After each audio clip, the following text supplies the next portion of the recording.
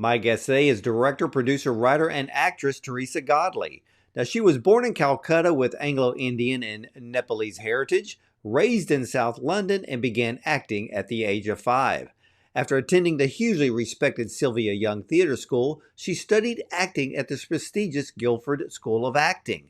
Now, Theresa has guest starred in Bridgerton, EastEnders, and Avenue 5, Motherland, Law and Order, even Outnumbered, and Silk, to name a few, and featured films Finding Fatima and King of Crime, as well as many independent short films, such as the BFI Network film Tor, directed by Kate Cox, that was released in 2023.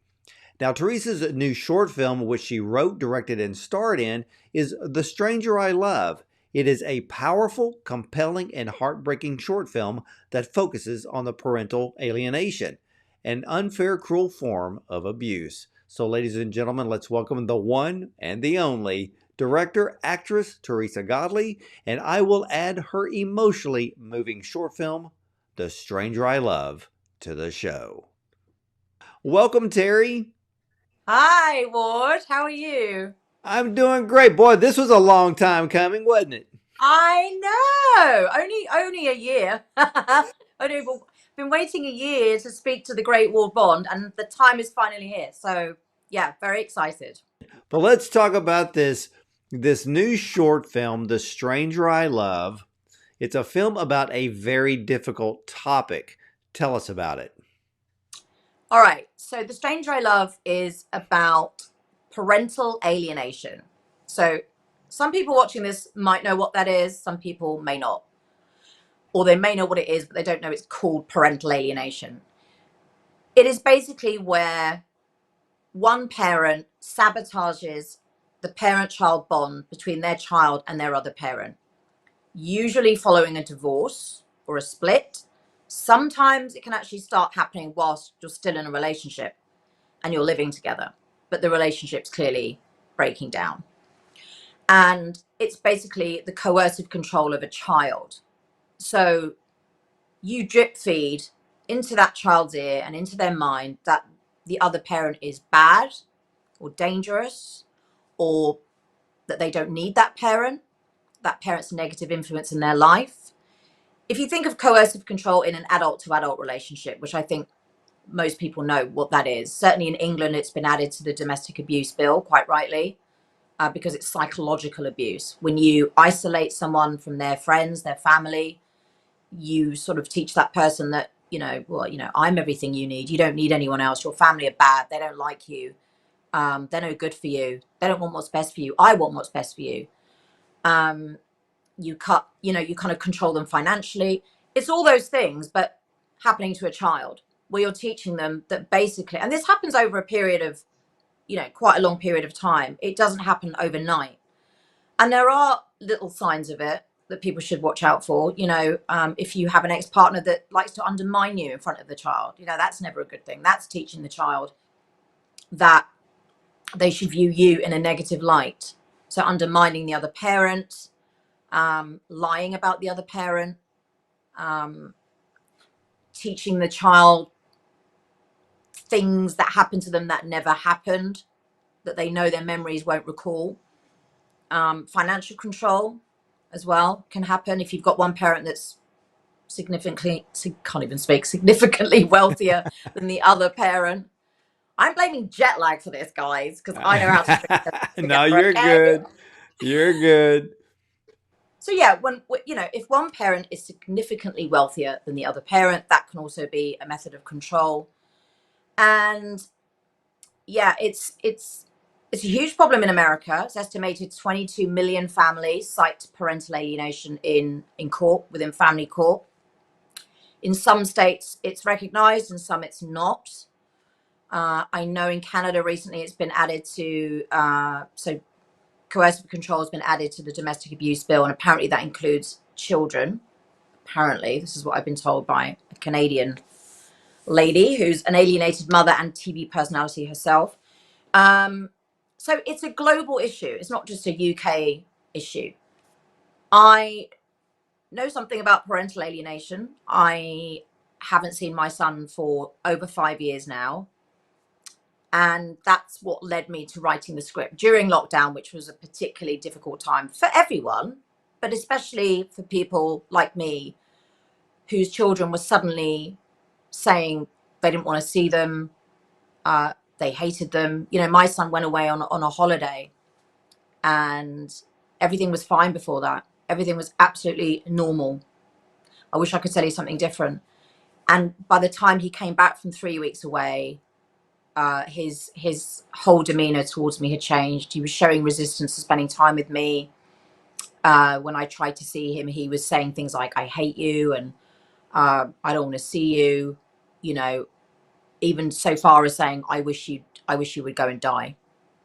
And that was quite hard to hear, you know. And that was depicted in the film.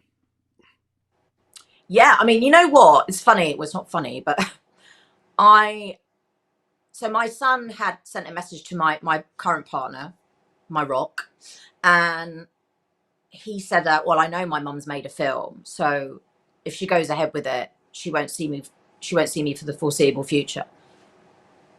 I thought, right, okay. And I thought about it and I said, look, I said to my son via my partner over text, you know, I've already made the film. And by the way, this film doesn't show you in a bad light at all. I would never do anything to put you in a bad light because I'm your mother and I love you. And you've seen the film, Maud. Oh And yeah. actually, I was very tame, to be honest with you. I was very tame because if I put in the film what actually happened on the day that I tried to see my son after this holiday, it would have, yeah, it was more shocking. And I don't even think I'd put my ex in a really bad light. You know, I've got other alienated parent friends that have watched it and said, you were quite kind, actually. Yeah. Yeah, but the actor who plays the father in the film does come across a little bit, not even a little bit, manipulative, Mm, lying, um, trying to come across like this is not my doing, which I yeah. knew was a lie.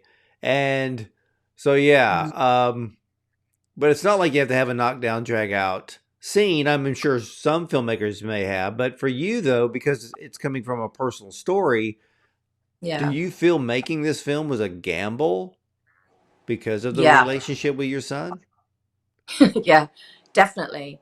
And to be honest with you, this is going to sound really weird. When I wrote it, it began as really a sort of something cathartic for me to put my, it was somewhere for me to put my pain and my grief and my anger, my frustration, because we were in lockdown and this is at the time when we were all in proper lockdown, like you couldn't go anywhere or do anything. I hadn't met my current partner yet then. So I was very on my own in an apartment. I was missing my son terribly and he was 11 at the time. So there was an 11-year bond I had with my son. And we were having to navigate family court. I was having to navigate family court and it was lockdown. So we were doing it over video link and sometimes the link didn't work. And, you know, sometimes someone from child services couldn't be bothered to turn up. And because the family court system is as broken here as it is in the US and other countries around the world. And then it would be like, oh, well, we'll have to delay today. So we'll list another hearing for, you know, a month's time. So then you think, great, well, another month goes by and I don't see my child and nothing's being done and no one's listening to you. And a really good friend of mine, Morgan Lloyd Malcolm, I must mention Morgan. She's amazing. She actually she wrote the screenplay. What's it called? Obsession for Netflix, which dropped last year, I think, with Richard Armitage. It's a bit of an erotic thriller. And she wrote the screenplay for that. She's won 3 Olivier Awards for her play Amelia.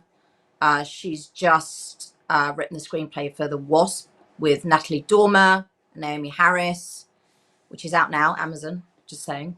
She's a writer, and she said to me, you should write about how you're feeling. You should write. And I said, write a diary? Write what?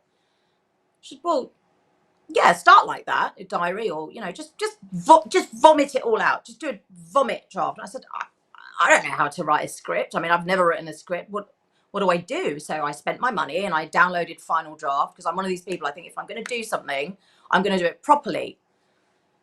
So I spent all this money on Final Draft, not knowing why I'd done this, right? But I thought, if I spend the money, it's going to make me commit to writing this script, right? So I found my way around Final Draft, constantly WhatsApping Morgan, going, how do I do that? How do I put a character in? Literally step by step. It was so embarrassing.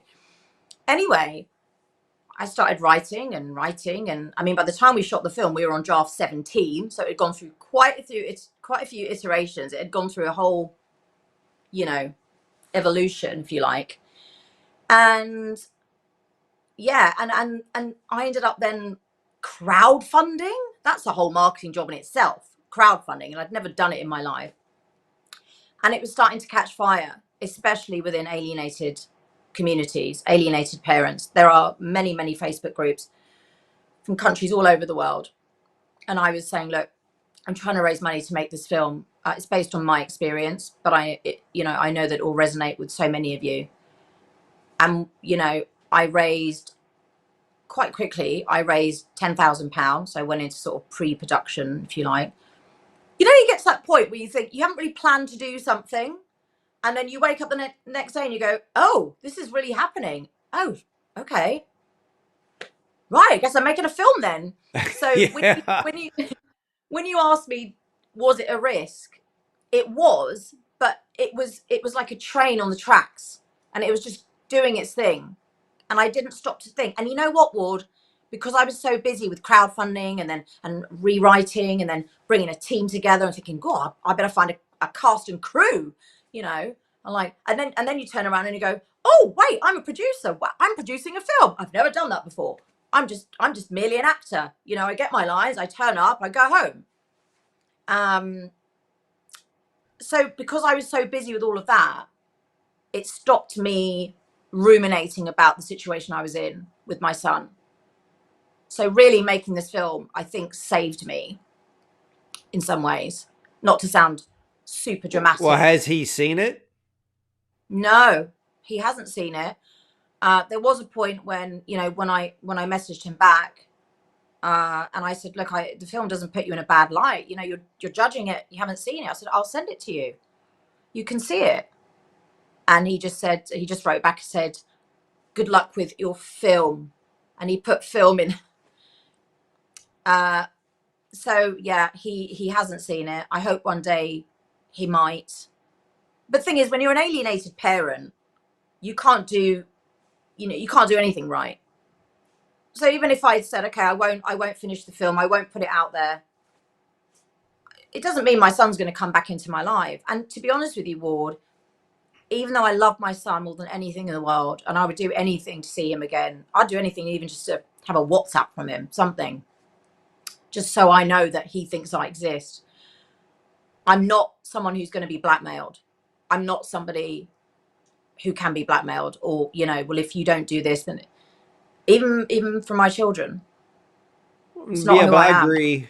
But I agree with you, Terry, that by making the film, it was therapeutic for you. Yeah. And at the same time, it also highlights this parental alienation that goes on in millions of people's lives. And in this film, you depicted it really perfectly because as a short film, it's not that long, but it gets to the point. Because in the opening scenes of this film, everything is fine. Uh, Yeah. Nina she's happy. She can't wait for her son to come home. She's getting the house ready. In her mind, not a thing has changed. It's like it always is until she arrives at the park. Mm-hmm. And of course, that's the central scene in Yeah. this whole film. And there's really, I'm counting, I can break down that section almost into three parts because it's where the first part when Nina shows up and she gets to just that little pad of concrete for the basketball goal. It's right then and there. She's like, what's going on? Because the father hadn't Mm. showed up yet. Yeah. And then Ezra is playing basketball, but his demeanor changes it's like a light switch. Mm.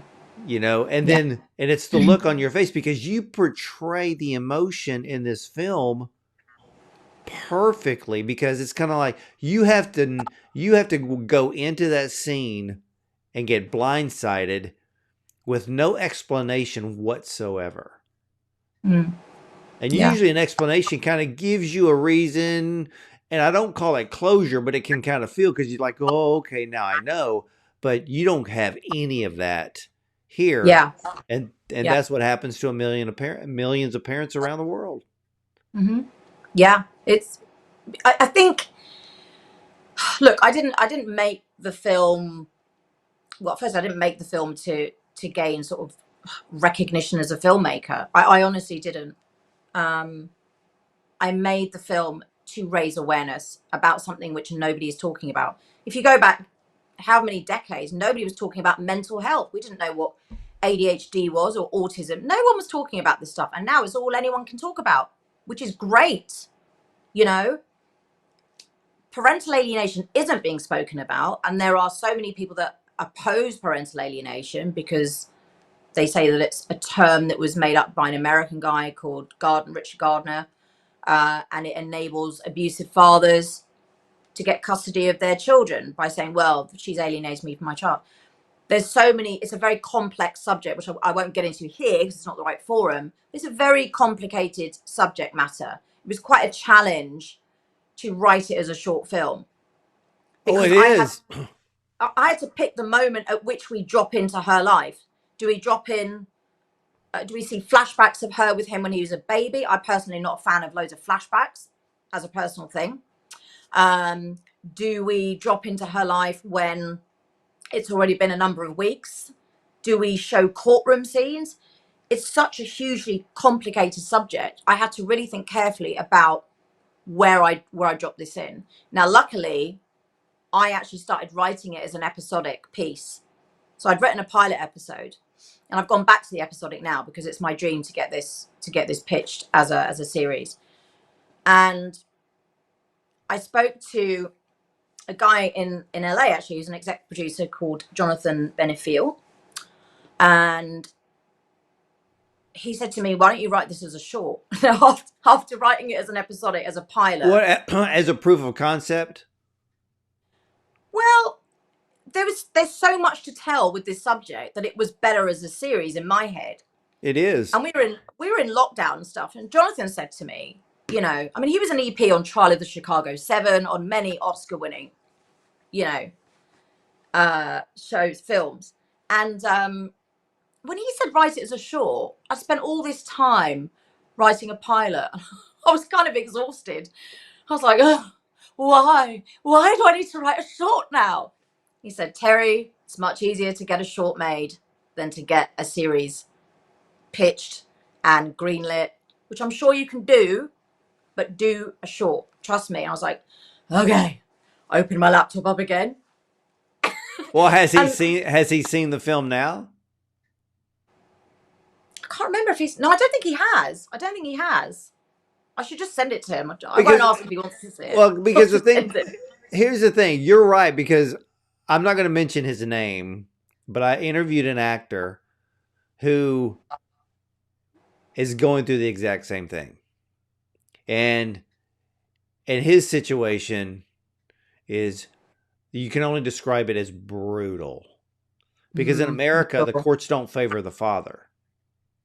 They Yeah, favor the mother. they don't hear And either. yeah, so his situation was so brutal on how it happened. And so when I watched your film, and you're right, the subject, I mean, it can, and I agree, it should be a series, because you got to go through the initial start, which is like what this film is. It's like, this is the starting point.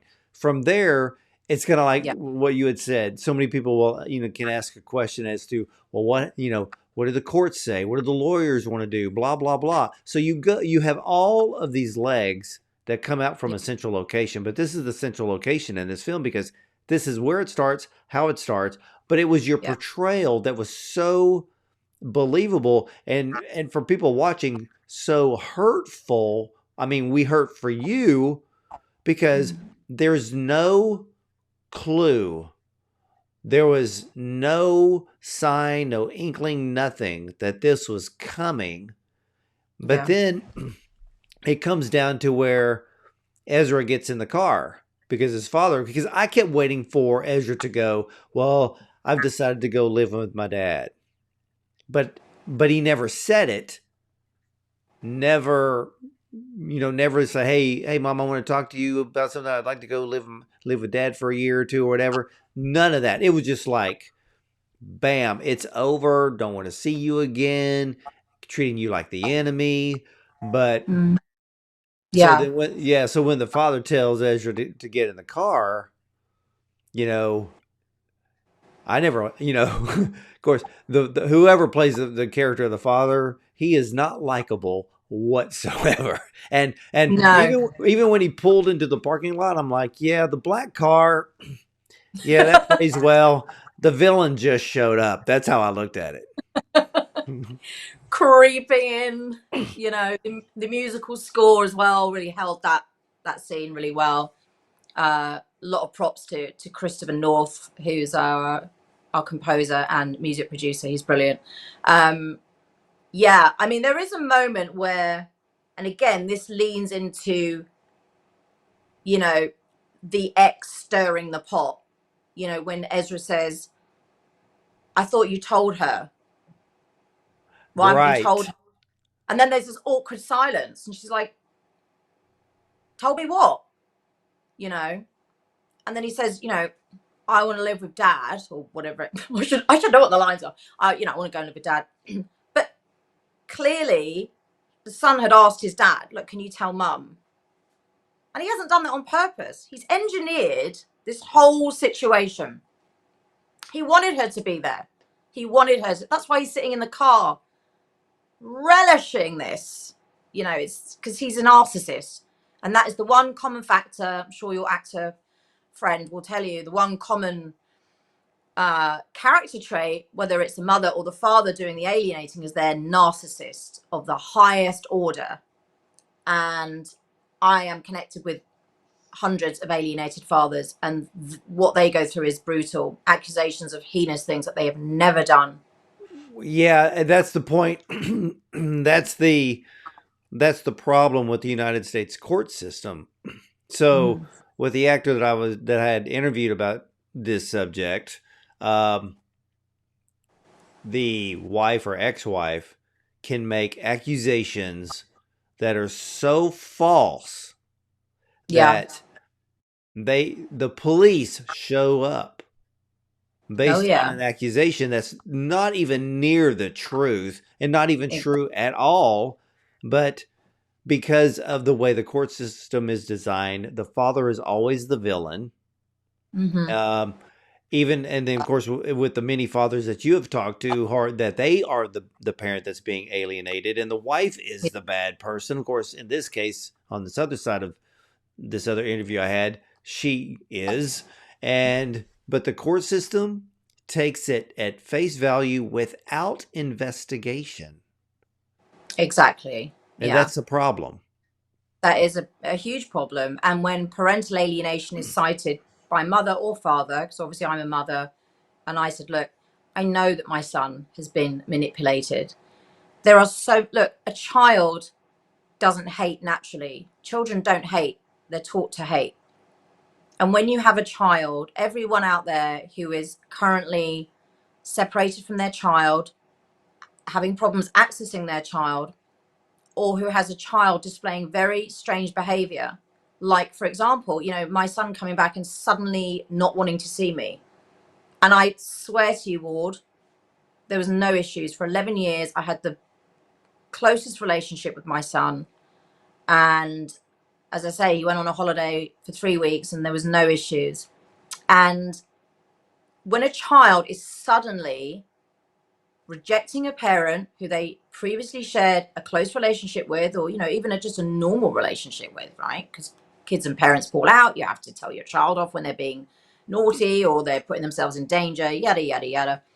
But when a child is suddenly rejecting a parent for no valid reason and showing hostility, even name calling, which is what I got, name calling, um, you know, slandering them.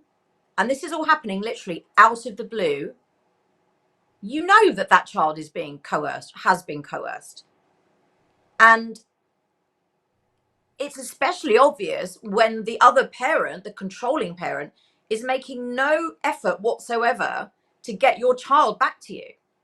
You know, you'll be told, well, he or she doesn't want to see you, so I'm not going to make them. It's like, but You that's didn't see exactly any what. you didn't see any signs from the other parent that something was going to be brewing?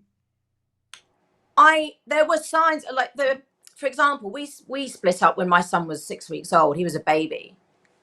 And when I was going through family court trying to fight for my son, I was going back on emails, everything between us, trying to see some sort of pattern. And I was sending my ex emails when my son was 2 and 3. And I was saying to my ex, how come when our son comes back from spending a weekend with you, he says things like, when I'm a big boy, I'm going to live with daddy. Now, at the Time Ward, of course, I brushed it off. You know, I'd be walking to nursery with my child and he'd be saying these things. And I'd go, oh, yeah, well, you know, we don't need to worry about that now. And I didn't think anything of it. Looking back now, my ex was clearly drip feeding those thoughts into my son's ear from such a young age. And as I say, tiny things that at the time, it didn't register. You know, he would bring my son home from spending the weekend with him. And I would scoop him up in my arms when I opened the door and kiss his face so many times. And he'd say things like, God, how many times do you need to kiss him? I mean, in front of my son. I said, well, as many times as I like, because he's my child. Goodbye. Close the door. And then I go to kiss my son again. And he'd go, oh, no, get off. Because he's just seen his dad and heard his dad putting my kisses into a negative box. Mummy kissing you's, that's negative. Shouldn't like that. And I there's little things like that, and there's other things other examples where I think, yeah, this was definitely happening over a period of time, but I never noticed anything coming from my son. My son was always so respectful and loving and affectionate.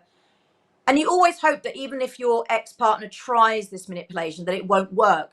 And believe me, on some children, it doesn't work. There are children that, for whatever reason, cerebrally, they're programmed to say no. Yeah. But some ex-partners are very controlling and are very wealthy and can, you know, offer the child, you know, the whole world. You know, And this interview is going to help so many people because there's going to be couples or let's say exes, and they're yeah, going to watch this and go, oh, then they're going to start going back and they're going to start seeing those little signs, and yeah, they're going to get wise real quick. You know, yeah, because you know, to me, the heartbreaking scene in the film mm, was when you were standing there, you know, at the park. Ezra had already gotten into the car. The yeah, look on your face, mm, because there's no explanation whatsoever. yeah, You're portraying the feeling of helplessness, which is worse when there's no explanation as to what's going on. So you yeah, portray that whole emotion perfectly.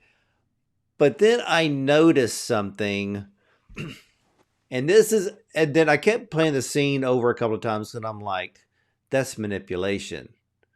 When the father grabbed your arm and said, go home, get a glass of wine, I wondered, did the father convince their son that his mother was a closeted alcoholic? And then most likely that, of course, she's not, but you have no clue what he's actually been telling Ezra the whole time. And I'm like, you know, mm, if you're an ex, what are you doing touching her arm? Not even touching, he kind of grabbed it. And I'm mm, like, dude, that's kind of off limits, even in mm-hmm, this case, because yeah, Ezra's looking at it. He may not actually hear the dialogue sitting inside the car. He's just seeing mm, what he's seeing. and so it's going to be hard for him to decipher what's actually going on at that moment. Yeah. Yeah. And that you've hit the nail on the head, as you always do. Um, but it's true. And not everyone has got that from watching the film, which is fine. Um, it does lead you on to thinking, or should lead you on to thinking, well, what does he mean by that? Is that what he's told Ezra? That maybe he's in danger living with his mum? Or, children, you got to remember, even at 11 or 12, children's brains, and this is a medical fact, prefrontal cortex of their brains, which controls decision making and understanding the consequences of your actions, that's not even fully developed until, in boys, I think they're around 24 years old. Yet in family court, if an 11-year-old says, well, I just don't want to see my mum, or I don't want to see my dad, even if they're parroting adult language. I remember my son texting me saying, well, you're being unreasonable. I mean, what 11-year-old uses the word unreasonable? Most of the time they'll just say you're being dumb or Yeah. or whatever. I don't know. Yeah. But unreasonable, I was like, okay. So when an 11-year-old or any child is saying in a family court process to someone from child services or social services or whoever, well, I just want to live with my dad, or I want to live with my mum. Well, I don't like living with my mum. I'm just going to stay with my dad. Honestly, child services go, well, it's the child's wishes and feelings that they don't want to see their mum or they don't want to see their dad, and so we have to respect that. I mean, what? Yeah, You I know, know. if if That's the problem with the whole system. And that's yeah. because I go back and I looked at that scene Mm, and I'm thinking he is, to me, he was almost trying, well, he was not even trying. He was manipulating Isra's thought process, like, and saying, "Oh, maybe your mother is an angry alcoholic." And I was like, "You're a jerk," you know, because it's like because an ex should never grab the other one, even by the arm like that, because it's almost like the way that he did it. It's almost like there was just this very, very slight push, and I'm like, mm, man, dude, you're the yeah, devil. yeah, yeah. Christian played that role perfectly, I have to say. Um, and props to Leon. Leon Ung is an amazing actor, by the way. He's God, is he 14 now? Yeah, God, he was. I think he was 12 when we filmed it. Leon's already been in an Oscar-winning short film. He was in the Long Goodbye with Riz Ahmed. He's the young child right at the start of the film. I think he plays Riz Ahmed's younger brother. Uh, and that won an Oscar for a reason. That was a fantastic film. So Leon's an old hand at this acting malarkey. He's in the new Snow White film, Greta Gerwig's Snow White film, and Matilda. With Dame Emma Thompson. So Leon walked on set like he's more professional than most adult actors I've ever worked with. An absolute pleasure to work with. He was amazing. And you know what? When I auditioned quite a few kids, Leon just blew me away because he just got it. And don't forget, this is my lived experience. And he encapsulated my son so well. And I think you'll agree from his performance, you see this angry child, but especially in that scene where they're driving away and he's looking, you see his vulnerability. And there were moments when I was directing him, the moment when he says, are you an idiot? And the minute he says that to his mother, he looks to his dad almost for approval. Like, look, I called her an idiot. Look, I've done what you wanted me to do. Because the controlling parent in these situations makes the child feel like if they express any love or a desire to see the other parent, it's going to really disappoint the controlling parent. Like, well, you can see your mum if you want, but Yeah, it's kind of like I'm. I was mean. I was mean to mom. So did I do good, Dad? And yeah, that's what it was like. And And Yeah. you said something just a minute or so ago, and I guess that it's absolutely true around the world, especially in places like the UK, US, Canada. So any Mm. child under the age of 18, there's really no legal recourse for the other parent. No. If the child says they don't want to see the parent, this is where my issue lies. Well, many issues. One of them is that that's not investigated properly. You know, they might refer the child to a psychologist, but you're talking about maybe 1 or 2 sessions with a psychologist. Most people know, when you undergo any sort of mental health assistance, you have therapy. You're not just going to have 2 sessions with a psychologist or a psychiatrist and oh well, it's all better now.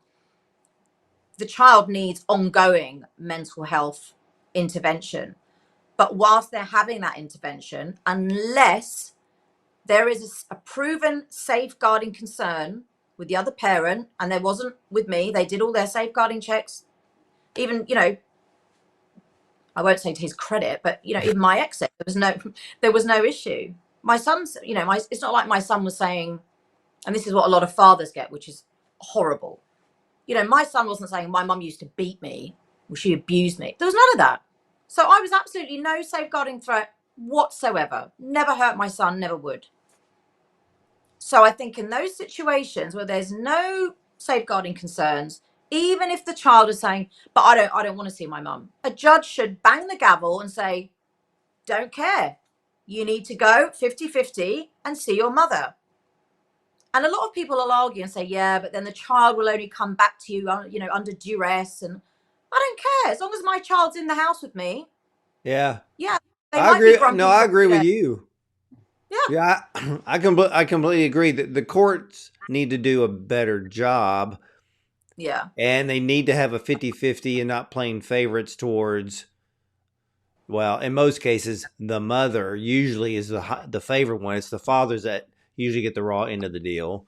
yeah, But I think the rate here in America, 6% or 8% of the fathers going through child custody cases during a divorce end up taking their own life.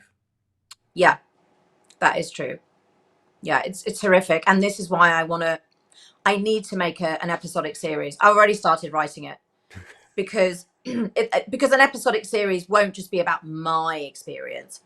In fact, it will be very little of my experience. I want to call upon all the alienated parents I know and their various stories. I've got a father in actually it might be Texas who's after 10 years of fighting now has his daughter. He was accused of heinous things that he'd never done, comes from a very close family. And of course, this has ripple effects. It's not just the parent that gets alienated, it's the grandparents, the aunties, uncles, cousins. This man, whilst fighting for his child in family court, he had his ex banging on the door, threatening to kill him with a gun. She had just come from a gas station where she'd held the gas station up with this gun. I mean, I'm making this a very short thing, but trust me, an episodic series calling on all the stories that I have been told will be amazing. And people will watch a series like this and go, that never happened. It's like, oh yeah, because some of the stories I could tell you another time are absolutely horrific. And a lot of it is 99.9% of the time, fathers take their own lives. I have grandparents who still don't see their grandchildren, whose adult sons took their own lives because a family court told them, well, your child doesn't want to see you. There's nothing we can do. And the thought of living without their children is too much to bear. Oh, I've I've seen and heard stories where the ex-wife or the soon-to-be ex-wife makes up a story. The husband is arrested, thrown into 5150 for 3 days, um, has no rights whatsoever. Uh, Bank accounts emptied. Yeah. All the friends are gone in an instant. The career is gone. Yeah. And of course, the lie, because if if the wife or the ex-wife says anything, makes up anything, it's never investigated. It's never proven. But it is said Yeah. aloud in court because of what's on the arrest record or what reason for the arrest was, which was never, again, never investigated, never proven. But the father, 95% of the time, loses in the end. Yeah. Now, in your Yeah. case, it was, it was a 3 weeks apart of a vacation with the father. And of Mm. course, like you alluded to, there's those tiny little signs Mm. over the years that parents today that they need to start going back, going, oh, and then looking at the signs. And maybe there's situations now that those signs are popping up and they need to do something about it now so that way they don't end up on this side of the situation, because the end of this film is heartbreaking, because Yeah. the photos at the end of this film is the truest reality of all. How did you get a hold of the photos? Well, I'm connected now to so many alienated parents and grandparents, extended families, and within the alienated parent community, which by the way is global and huge, and it's pretty equal, mothers and fathers, which I wanted the photos to depict. Like, it's not all men here, guys. It's not all women. It's, and it's different races, different ages. The film caught fire long before we'd even finished it in post-production. Like, because a lot of people had donated to the film, so they were keeping track of it on the Instagram account, things like that. And people were messaging me daily, still now, saying thank you so much for being our voice, and which again wasn't the reason I made the film, but I think a lot of alienated parents living in such darkness are so happy that someone's saying something through the medium of film, which is a great way to raise awareness. So when I put a call out for parents, if you wanted to be involved with the film in a very small way, well, not in the film, but during the credits rolling, could they send a photo with, I got 100 times the amount of photos you saw, but obviously I could only include so many. So it really was first come, first served, so I had to choose, whose photo I used. But there were parents queuing up who wanted to be part of it, and the other thing I have planned further down the line is a documentary about this, which takes a lot more planning, as you can imagine. It Um, does. I mean, when I saw the photos, yeah, you're looking at some people writing on their card 6 months. There are those 15 years. And yeah, you're watching silent cruelty. yeah, And it's so, and it's just, it's one of these situations where everybody feels helpless. yeah. And there's not a system out there. The courts are no help. And there's just not anything out there really that's strong enough to break through all of this mess, because a lot of this, there's two reasons. It's based on manipulation and it's based Mm. on lies. Yeah. And that's the reason why the court system needs to rethink how they handle these situations, Mm. because this is not black and white whatsoever. And for those who have seen this film, what are their reactions to it? The the biggest reaction, certainly at the screening when we had the private screening earlier in the year, was the ending. Was, I guess, with a lot of shorts, we all have this problem, is we've got a very limited amount of time to have a sort of classic first, second, third act, right? I'm a very traditional writer in that respect, beginning, middle, end, but the end sometimes isn't an end, right? So the biggest sort of most popular feedback I got was, well, what happens? But we don't know what happens. But what? I'm like, well, first of all, that is absolutely reflective of an alienated parent's life. Take me, for example. I haven't seen my son for 5.5 years nearly. I don't know if I'll ever see him again. I don't know if I'll die and ever be reunited with my son before I close my eyes. Maybe I won't. that's my reality. And obviously, as my poster says, never lose hope, never stop fighting.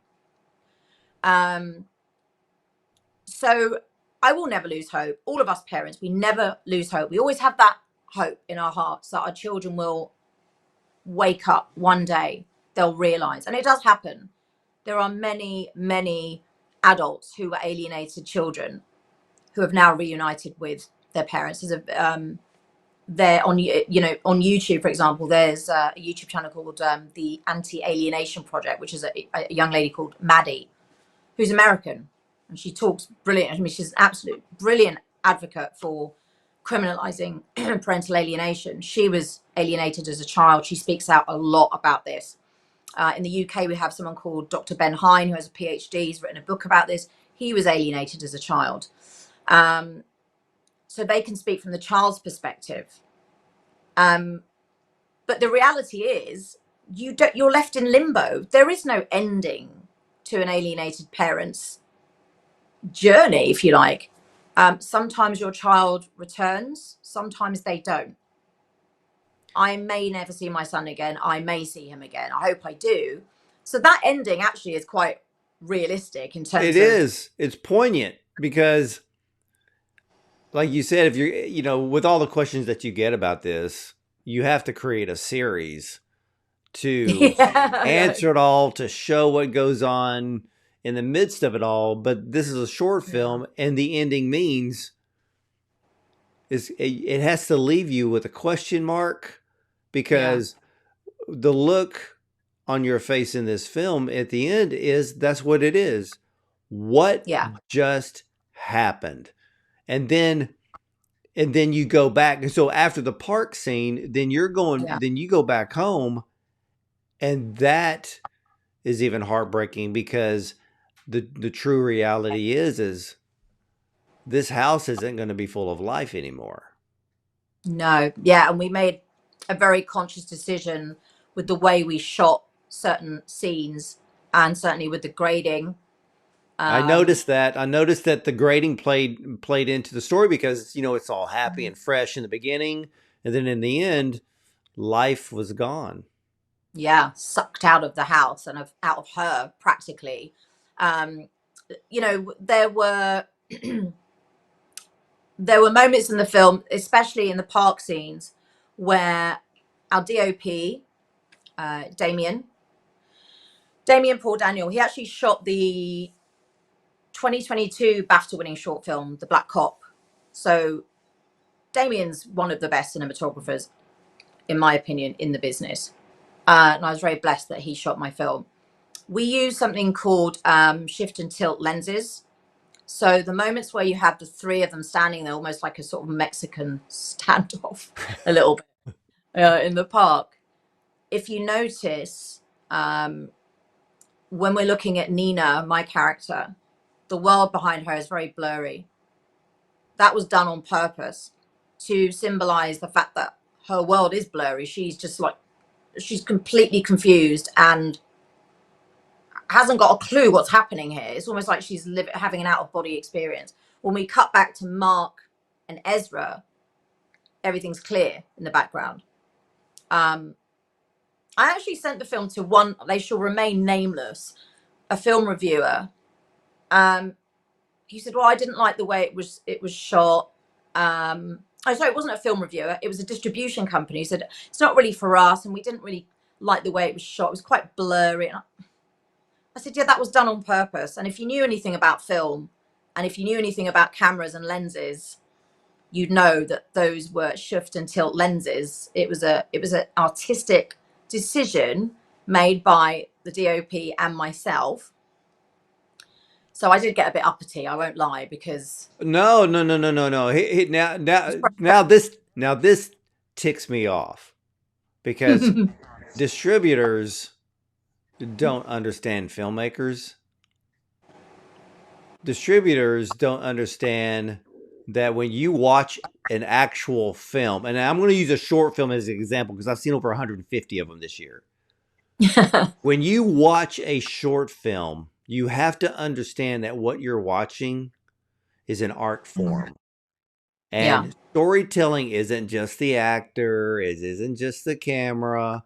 There is coloring, there is lighting, there are things in the background. Like in this case, the shot behind you has a much larger bokeh effect than it was with the father and Ezra, where their whole shot was completely clear.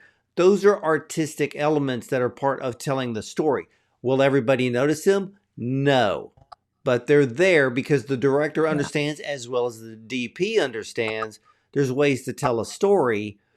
That's the reason why I basically have to get out a scalpel when I'm watching film, because you can't watch a film like everybody else.